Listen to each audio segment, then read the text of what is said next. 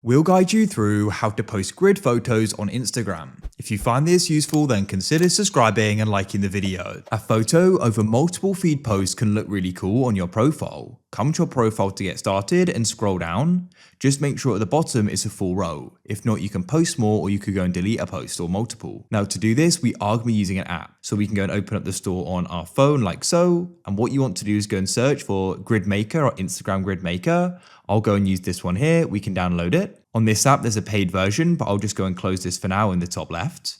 Now what we can do is go and press grid at the bottom, choose the post we want to go and do this with. Now what we can do is go and choose how it's broken up at the bottom. We can go and click through it and choose. In this case, I'll go and do 6. We can then press the tick in the top right. Now we just start clicking these in the order. So we'll start with 1. Then we can press allow here to go and access our photos and Instagram will open. Press feed, and what you can then do is go and press next again, and we can add any caption you want and press share. Now wait for it to post. It now has, and you want to return, then press 2, and we need to keep repeating that. I've now completed it, so now when I come onto my profile, we can go and see it there. I think that looks really cool.